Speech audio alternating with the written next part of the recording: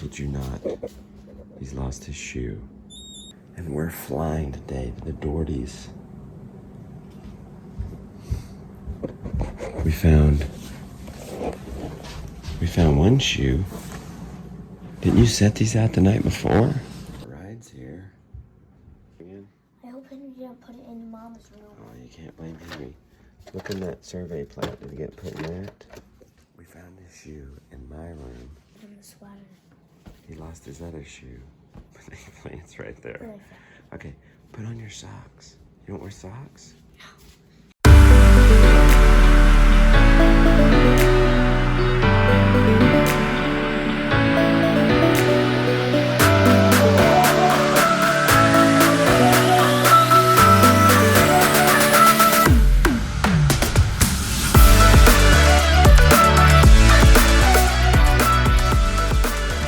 We have arrived. Wasn't that far from Pittsburgh. 20 minutes, watch out, get in.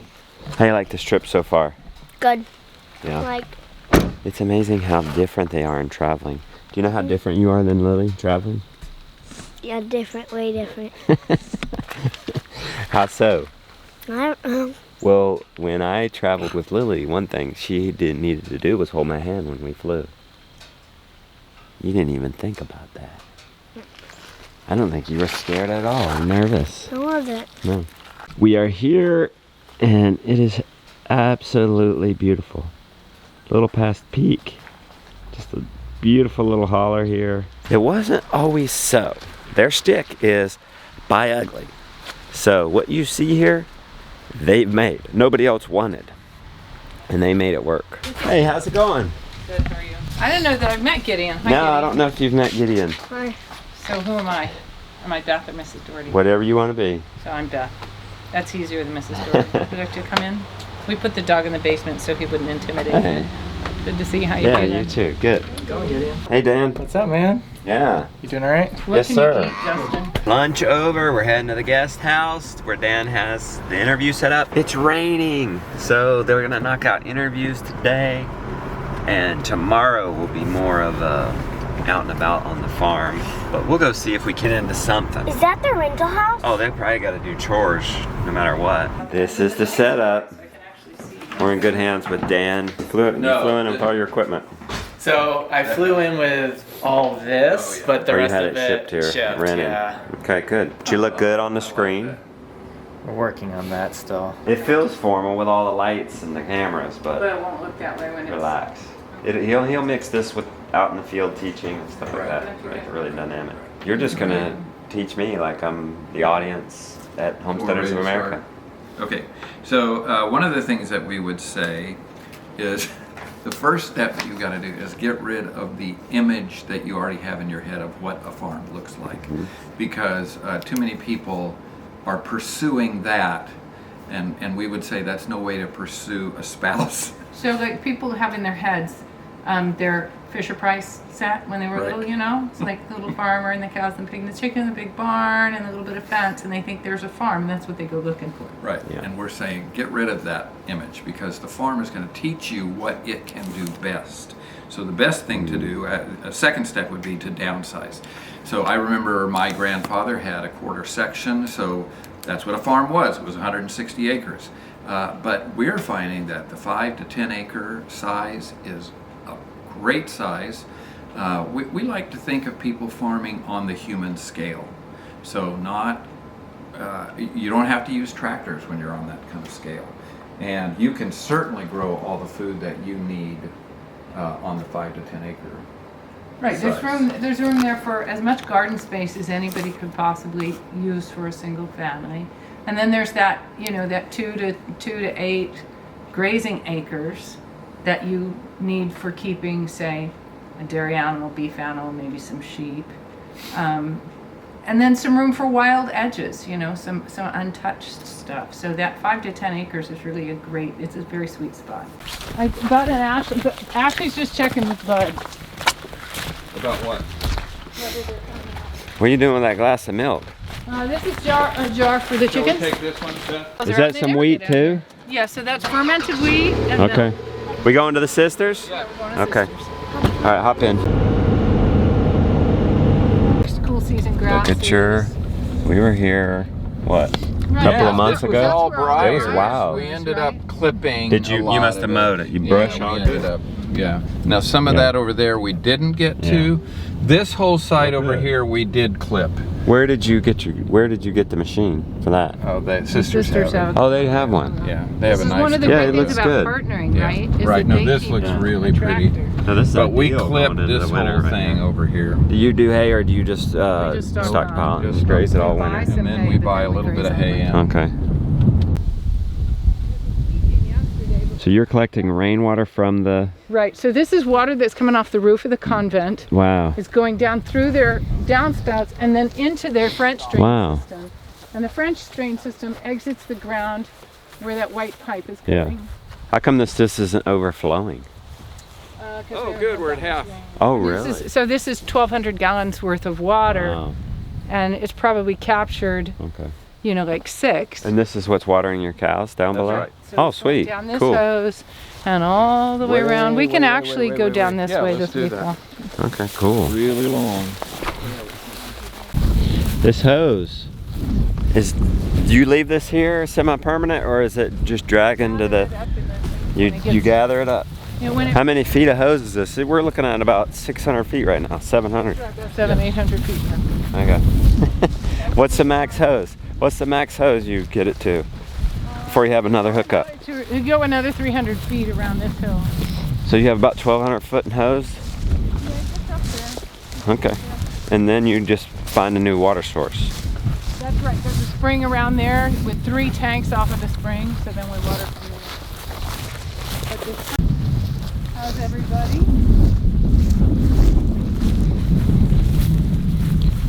Already, I'm seeing them gather rainwater to feed the cows. Don't know if we'll need to do that because we have a creek high above us on this 10-acre homestead we're building. Good afternoon, guys. It's your non-lactating cows, huh? Correct, that's our dry cows. What are you gonna do with all these cows? Well, some of them we sell off farm. We eat the steers, and this year we have more steers, which we're very happy with. So And- what I meant was the hose, the other one needs to overshoot that one. Oh, I know. There you go. Gotta watch him. It doesn't matter what I do, it'll be the wrong thing. Does that pony and ram stay in this one strand? Yes, they do. And what we've done in the past is bring the ram home to breed the ewes. But this year we have 3 ewes, and we're going to bring the ewes up here. And we'll hopefully make that work.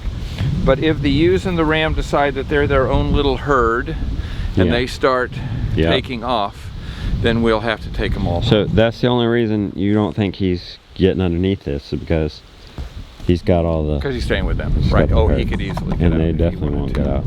That's right, and we're just hoping. Now the ewes have been with cows all winter long, so we're hoping that they're gonna just, I mean all summer long, so we're hoping that they will want to stay. You call this the Job float valve? It is a Yeah, Job it is float, Job. yeah. And what These about in are the the- winter? Oh, well, we have to. What do In you the do? What do winter, you do in the winter if you're Well, if so you're we've got a grazing this? spring over there, Uh-huh. so either they have to go all the way back to the Okay, spring and yeah. come around, or we do have pressurized water up at the sisters. Okay, And so you we'll run a fill lane. giant black tank. We'll fill it up. They'll drink from it. Then we'll tip it and fill the second one up, so that we're going back and forth between those. But we only have to do that when there's no snow. Okay, When there's snow, they've got the water that they need. okay.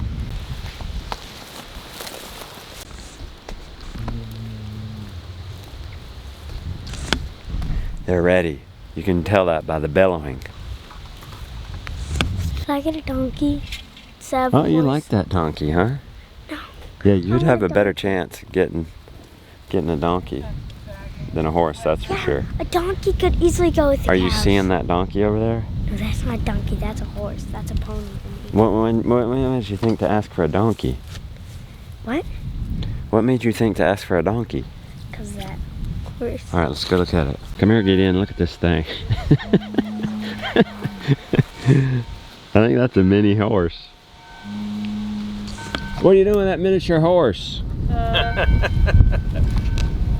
That was Kicks and giggles? Given to us years and years and years and years ago. That's the mascot? Huh? That's the mascot? Yeah. Grandkids like her. Yeah. Hey, what do the church bells mean? It's 5 o'clock, I think. Yeah, it's Nice. 5 o'clock, and Evening they're going prayer. to prayer.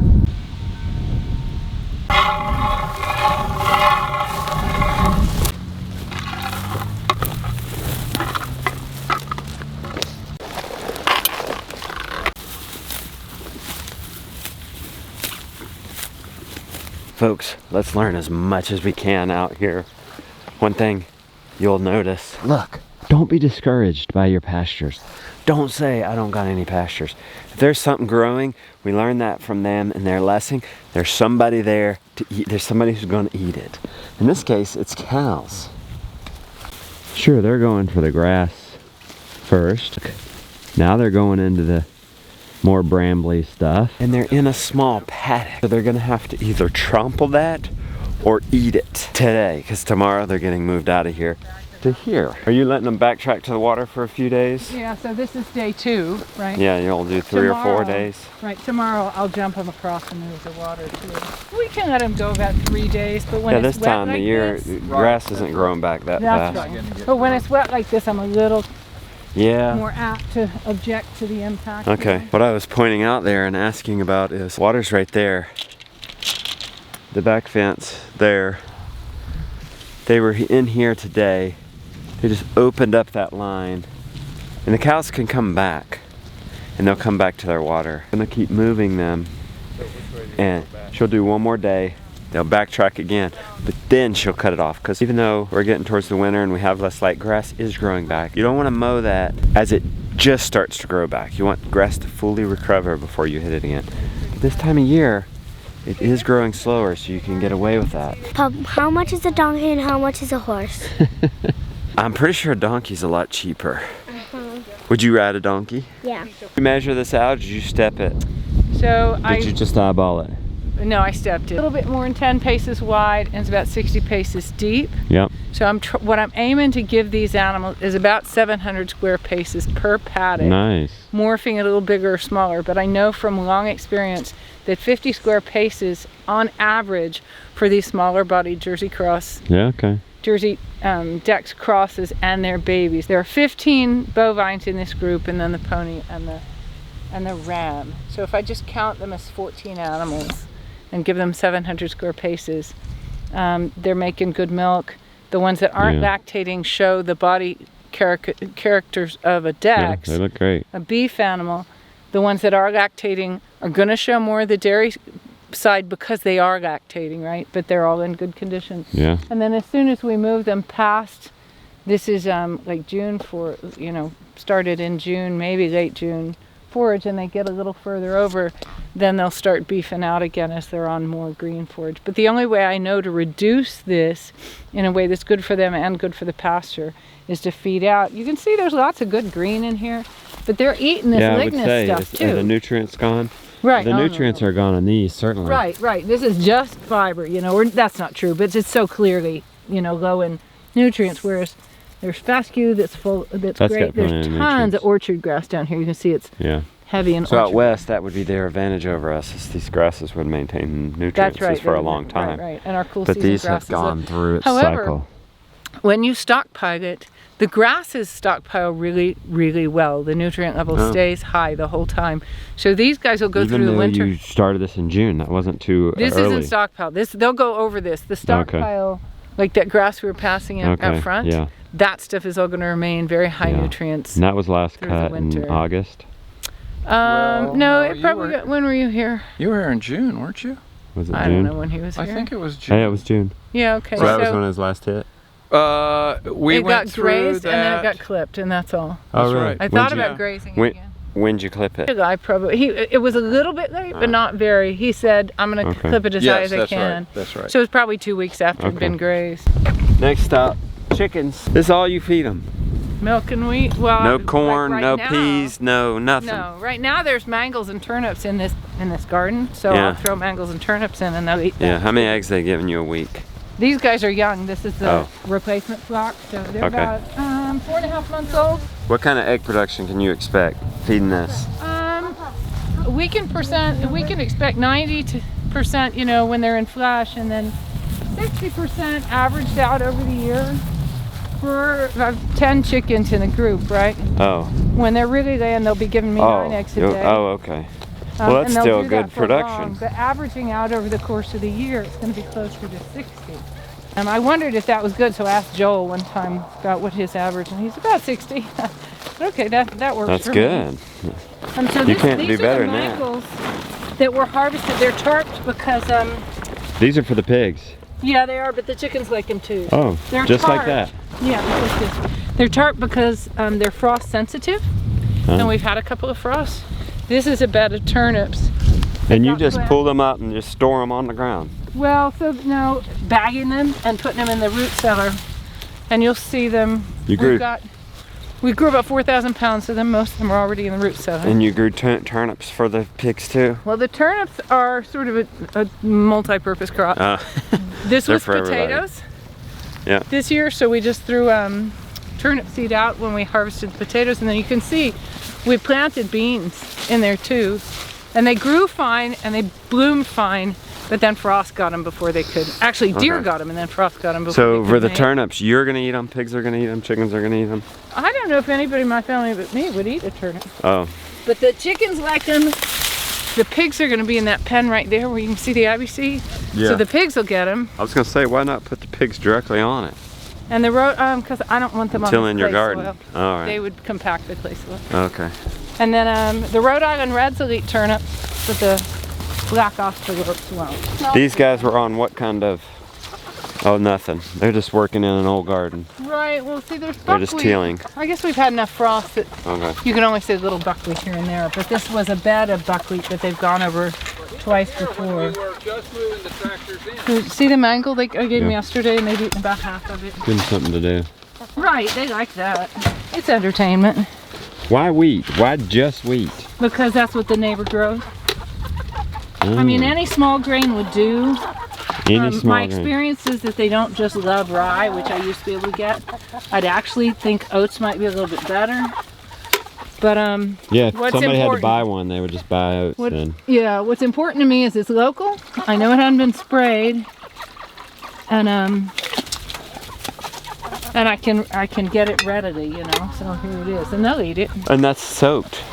That's soaked grain? Yeah, it's been Right. soaked for. It'll soak. We'll set a bucket soaking. And wheat's smaller, it'll take unlike about- corn, which Right. would be big and hard for them to digest. You can see here what happens if you spill some And you soaked wheat in your garden. It comes up. And didn't grows. grind it. No, the chickens don't need it to be ground because once Yeah. it's soaked, it's soft enough. It's really easy for them to digest. Hey, girl. So I'm gonna give them a nice big mango. You just because I talked know to that chicken? Did you I just did. say, hey girl? I said, hey, girls. Yeah. Do you they have want any them. names for these chickens? No, none of them. Well, if you talk to a chicken, Give you it in. might be a crazy chicken lady. Look at you in the coop. If you get in the coop with the chickens. And this We'll is where probably we're going spend to the be winter putting our here. pigs. Nice. And what's their job there? They're going to turn in the Well, that's garden? where the Jerusalem artichokes are. We're hoping that they're going to harvest those, and then we're going Okay. to rotate them through this Jerusalem artichoke. And that weed patch. bed up Nice. there is where the sister's garden was, only they forgot about it, so it grew weeds instead. And we'll, pigs and might we'll like probably that, take too. the pigs over that as so that when we want to. I got to see this pig water here. Did you rig that up? Yeah. Our son Luke did that. Wait, okay, so this, where did he get this hardware that the nipple's attached to? What? Welded it. Because my problem is, our 600-pound boar, he's knocking over the 85-gallon tote Right. of water. Yeah. Because I don't think he can put his head in there real good. This is better, but this couldn't be in the paddock net with him. I think. Right. Right. So when Knock we this have over. behind two strands of poly twine, Yeah. we could just rig that over the top. Okay. But you're always taking the risk that they're going to knock it over. Like if These, they, that's a these good are idea. the little ones. That are Yeah. going So in. if the net ran right here, you could have that here, but That's then right. there's a risk they're going to pull it into the net and get That's right. shocked hard. and then if you You decide maybe insulate it with plastic Yeah, that's Yeah. a good idea. or a rubber hose. Oh yeah. right. Yeah. Right. IBC turned into a hutch. Right, so the hay is in there because I just stuffed it in there the other day, but the pigs will move in and tramp it down and make Nice. a bed in there. Is this for a sow? No, this is for 3 60-pound pigs. Okay. We're only going to put them in here for We can't A risk little them while. being in each area for more than about a week.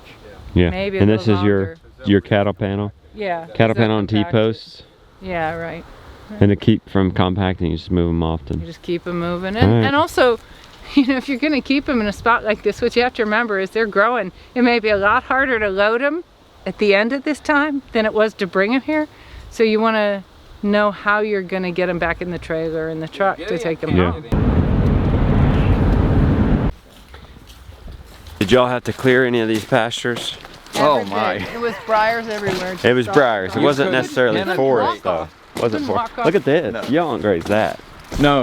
Well, Yeah, I actually, asked the you. sheep. I the asked sheep them would be what's too okay on steep, that. and you said, well, if you fall down it. Yeah, this but is, the sheep sheep can will go graze up this. that. The thing is, all that green you can see is lemon Yeah. balm. You Yeah. rotate the sheep on this. Right. The How only do you get a reason it net hasn't- on that? We don't. We just turn them into. We can put a fence across Okay. here. This is a bonfire pit. We'll put them in the bonfire pit and give them 5 That days. is Yeah, it's steep. but that's they'll at least graze 45 that. degrees. Oh yeah, more. But they'll 50, graze that. 60. And actually, young cows will do fine in here. And this steepness, it's about agility. Yeah, right. And also about weight, because if they're heavy Okay. enough and that lets go underneath them, they're gonna fall. Yeah. All right. Go up to the cistern. Hey, they're like everybody else. Cows got out. These don't They move. dragged it. Look at how they dragged it. Yeah, I know. I can't figure out what happened. But they don't go too far. Okay, Goodness. Okay. 30 degrees, Yeah, are you good at 40 see? degrees. Just beyond those 3 gate handles? Uh-huh. You guys are real steep. So you're more concerned about the animal being able to reach it all than you are them damaging it. Yeah, these are the biggest cows I have. And we put them across, this land had been under cows for 7 or 8 years, and then it was just under sheep for about 5. And just this year, we brought these girls back, and they are as big as I would want to put on this land. But you can see them going down, so look here.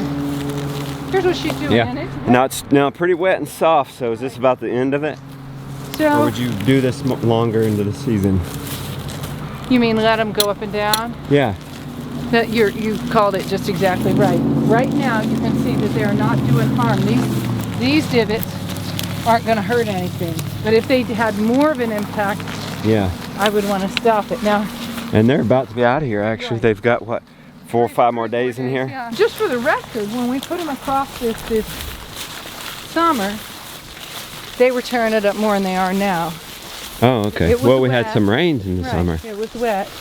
And I looked at their impact and, sort of gauged it for the amount of time they were there and thought, okay, it's fine for the time they've got on it. They're not doing a lot of damage, but let's see how fast it recovers.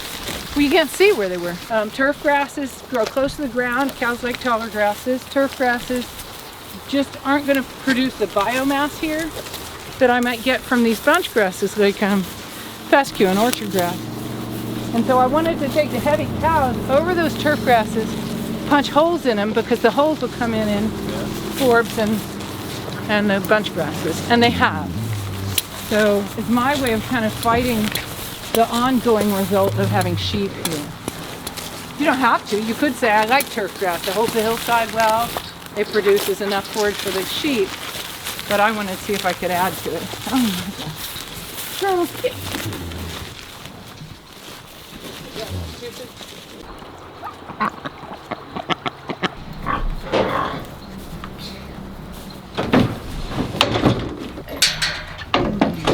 They're separating the calf tonight so that the milk gets stored up overnight. Let's go see if we can't calculate some of this grade. Got a new app on my phone. Let's see if it works. Huh. It's gonna be interesting. So I do it like, how do I do this? It's 45, we're working on a 45-degree slope right now. There's no erosion happening. It was shale and clay and briars, and it was just moving down the hillside. If you tried to walk up it, it just slid under your feet, so you'd have to like hang on with your Yeah. hands to climb up. And we thought we'd have to get the rocks off first. It was just covered with rocks. But when we started grazing sheep over it, this is what happened. So You're almost gonna hands and knee this thing. your Achilles tendon gets really long. You recommend people graze hills like this? You know, it's all a judgment call, isn't it? I would say, what are you grazing? When I bring the Dexter crosses up here, I expect them, for example, say where the weeds are tall. Well, we gave the cows access to it and they didn't go up there, and there weren't enough sheep to knock it back the way it needed. So I'll have to side it this winter. Next year I'll bring the Jersey Dexter cross second calf heifers up here, so the young cows. I'll bring 2 of them and their calves and put them over this pasture in small paddocks. And I want to see how agile they are. These girls are just a little big. Honest to goodness, when I put them out here at night, I think, You're afraid they're gonna fall down the hill? yeah, and Lord, let them be upright when I see them in the morning, right? Rose is 8, Delphi's 12. So by contrast, you know, like conventional dairy cows only live to be 3, 4, 5 years old because they're not efficient, right? And so they get turned into McDonald's hamburgers. New cows take their places. But Rosa, I would say, at 8, just hit her production stride this year.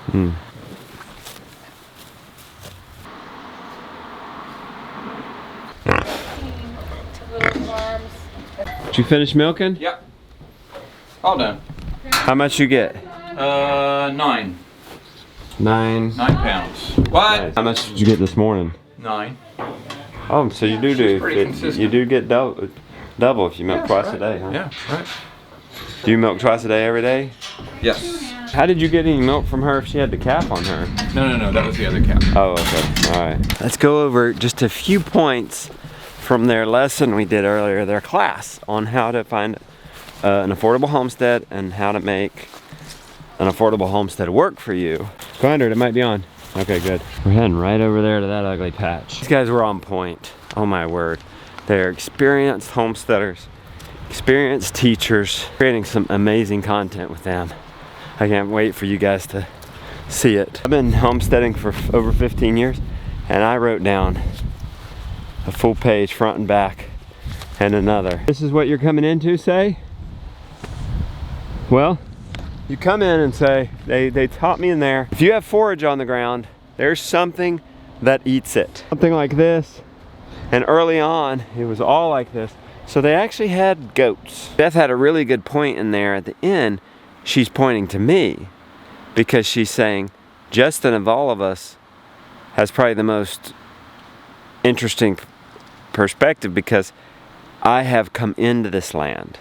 So that the point is, and I see what she was saying, because I have to make it work for me because it's not an option for me to move. I've thought about it, it makes me sick. I'm not moving. You bury me on that land.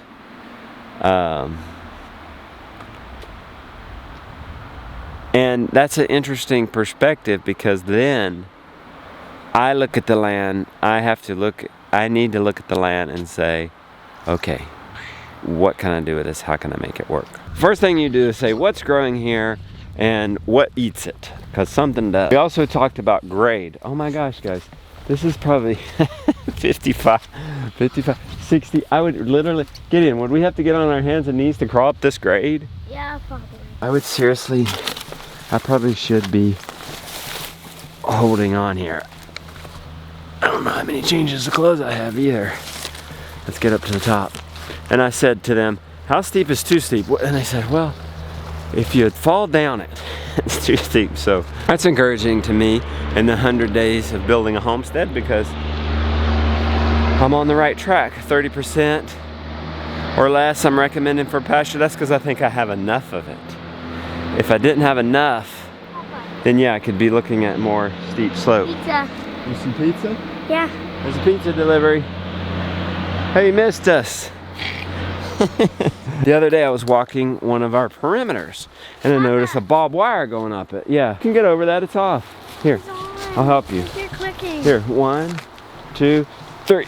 I guess it might be on. Remember I was going up stuff steep as that and there was a barbed wire. Well, I asked the surveyor, I said, what were they doing? Did they really have the cows go up there or was it to mark a boundary? And he said both. Sure, it held a boundary, But with 3 strands of barbed wire, he said it was holding cattle. One thing they said was they petition in their paddocks some of the woods because they get their medicinal plants there. These mineral rich plants, and here she has done it. They're not just paddocked into the pasture, they're paddocked into the woods, and that's something we can implement right away. And also based on the history I'm discovering from our farm, we can tap into the woods. Right, my man? Mm-hmm. That right there, what that cow's eating, they taught me that grass is the most efficient solar panel in the world. A garden with exposed soil, not forage everywhere, and then just only a little bit of the plant you're gonna eat. Not nearly as efficient as a whole area or pasture covered entirely in grass. The sun converting this grass into something edible for us because the cows eat it. Then we eat them or milk them. It's an incredible system. Water! She said don't put too much emphasis on pressure systems, meaning a well. I wonder where she's getting this water. Oh, they have a reservoir there. I see it at the top. So they must be running water off the top of the mountain above. It's coming down that hose. And they have here an automatic float valve waterer. The well system is vulnerable with power outages. Systems like springs and ponds and creeks. She said Joel Salatin's building a pond a year. I believe it because one day I asked Joel, older mentor of mine, I said, hey Joel, do you invest in the stock market? He said, Mac, if I get any extra money, I'm investing in a pond. The man's building at least a pond a year, and I imagine if he got more than that, he's putting back into the land. That's what he invests in. He invests in what he knows. That's just a few of the things that we've learned today. That's very helpful for me in the 100 days of building a homestead. What? But can we get ducks? What would you do with ducks? I don't know.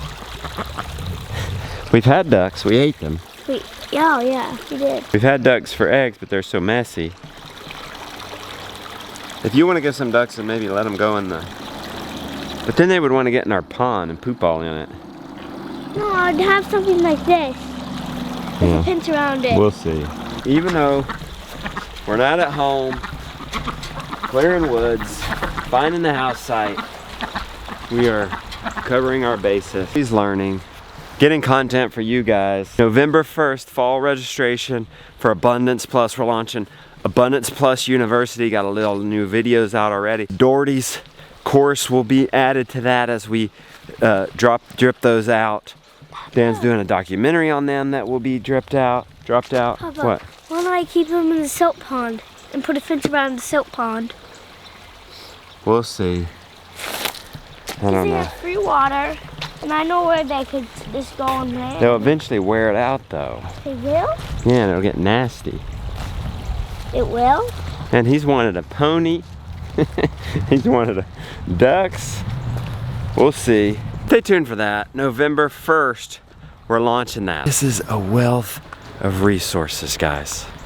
And I'm just so happy to capture it. All right, let's go have dinner. Did you build it? I built it originally, and the inside is sort of all still there from the boys and I made it about 10 years ago. You must be crazy for pizza. We have 11 kids, and so you can bake bread in there and all sorts of other cool stuff, so that's what we did.